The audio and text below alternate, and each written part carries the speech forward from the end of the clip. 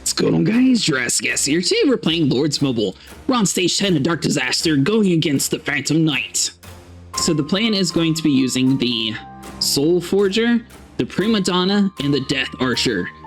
Basically, the plan is going to be to use the Death Archer on the spawns of the boss. So the boss is going to be spawning in these red fire entities, and they grant the boss immunity whenever they're alive.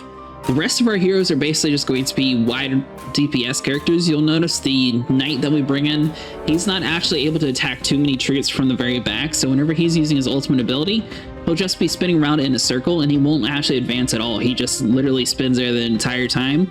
So you really want him to try to push as close to the guys as possible before you pop his abilities. The Witch Doll is really good at grouping up all these enemies and completely stun locking them, which gives our guy enough time to sort of move in there. You'll notice that the melee characters inside this game typically tend to rush your heroes, and when they do that, the guys in the very back are able just to continually hit you since your heroes are going to be stuck on the board all the way to the very back. So even though we're all the way back here, they have a little bit more range than what we have. So you just keep that in mind while you're playing. So the Death Archer, she has really good DPS on single range targets, and that's going to be essential for this boss fight. Because once you get him about a quarter health, it's going to say enemy reinforcements inbound, in which case he's going to spawn in the fire guys, and he's going to have immunity. It's really easy to survive on this boss fight, but the hard part is killing him within the minute and 24 seconds mark. If you take too long in the fight, your troops will just walk away, no matter how much health you've actually taken away from the boss. So you definitely want to make sure you're popping Prima Donna as soon as you see enemies start taking a whole bunch of health away from your troops, and now you'll notice the fire entity spawning in.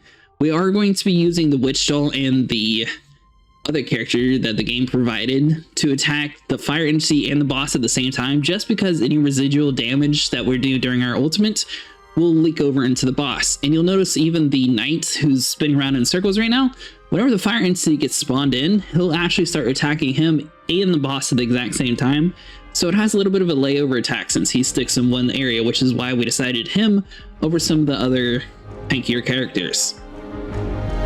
So you want to use Prima Donna to top off, and now we can just keep on focusing on the boss. This phase isn't too hard.